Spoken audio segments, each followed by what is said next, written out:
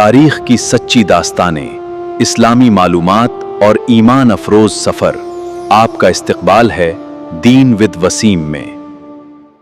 وہ صرف تخت پر بیٹھنے والا بادشاہ نہیں تھا، وہ ایک ایسا شخص تھا جس نے ہندوستان کی سیاست کو اپنی تلوار، اپنی تدبیر اور اپنے عزم سے ہلا دیا۔ اس کے سامنے سلطنت تھی، بے شمار دولت تھی، شاہی محل تھے، آرام و عیاش کے تمام سامان تھے، لیکن کیا ایک ایسا بادشاہ بھی گزرا ہے جس نے ان تمام نعمتوں کے باوجود اپنی زندگی کو سختی و جد و جہد اور جنگوں کے حوالے کر دیا۔ اس کا نام تھا اورنگزیب عالمگیر۔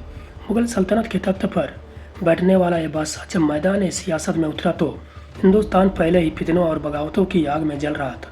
ایک طرف شاہی خاندان کے اندر تخت کی کشمکش تھی، دوسری طرف صوبوں کی سرکشی تھی، کہیں بغاوتیں سر اٹھا رہی تھی اور کہیں نئی سیاسی طاقتیں جنم لے رہی تھی۔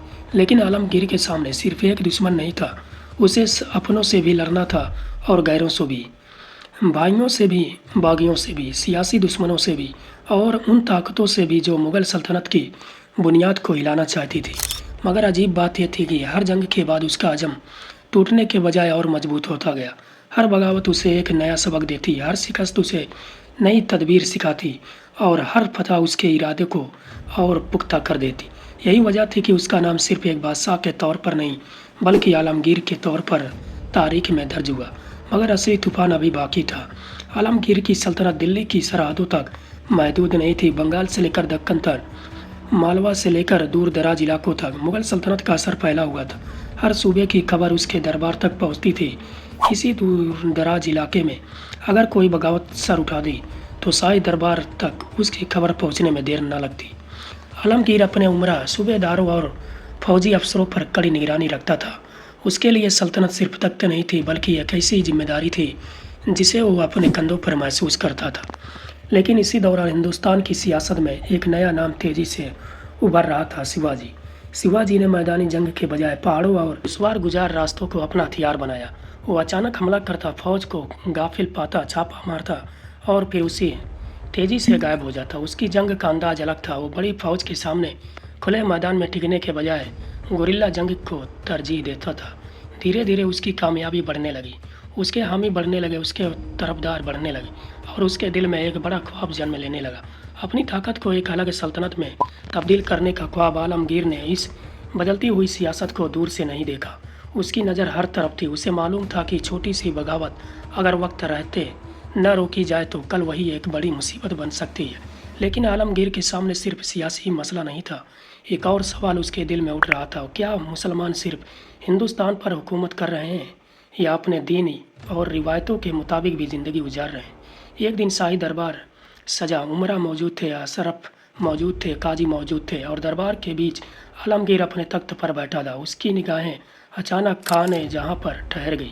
عالمگیر نے پوچھا، خانِ جہاں، ہندوستان میں مسلمان تو بہت نظر آتے ہیں مگر مجھے بتاؤ اسلام کہاں نظر آتا ہے؟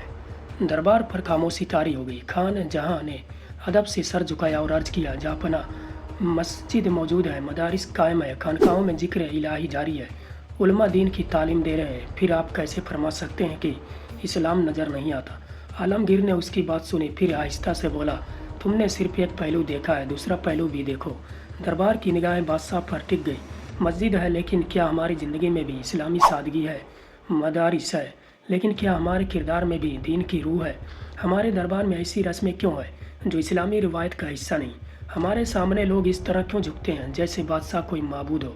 دربار میں سناٹا گہرا چھا گیا۔ عالمگیر کی آواز اور بلند ہوئی، بادشاہ خود نہیں ہوتا، وہ بھی ایک انسان ہے، پھر اس کے سامنے سجدہ کیوں؟ اس کے سامنے اس طرح جھکنا کیوں؟ کیا سلام کافی نہیں؟ کسی میں جواب دینے کی ہمت نہ تھی۔ عالمگیر نے پھر کہا، اور یہ سونے چاندی کے برتن، کیا یہی ہماری سادگی ہے؟ کیا تانبے اور پیتل کے برتن کم ہیں؟ کیا مٹی کے برتن میں کھانا کھانا ہماری شان کم کر دے گا؟ دربار پر ایک عجیب خاموشی چھا گئی۔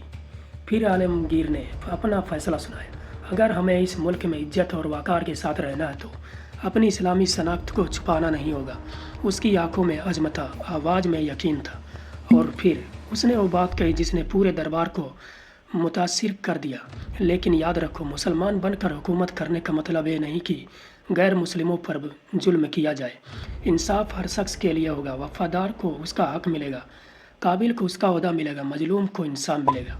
और किसी की मजहबी पहचान सिर्फ इस वजह से उसके हुकूक नहीं छीनेगी कि वो मुसलमान नहीं। फिर कुछ लम्हों की खामोशी के बाद आलमगीर ने कहा, मेरा मकसद सिर्फ तख्त बचाना नहीं, अपनी सल्तनत में नज्म, इंसाफ और अपने वसूलों की पासबानी करना है। लेकिन बाहर की दुनिया में तूफान उठ चुका था। शिवाजी की ताकत बढ़ रही थी, बगावतें सिर उठा रही थी, सियासी साजिशें गहरी हो रही थी और मुग़ल सल्तनत के सामने आने वाला दौर पहले से कहीं ज़्यादा खतरनाक होने वाला था।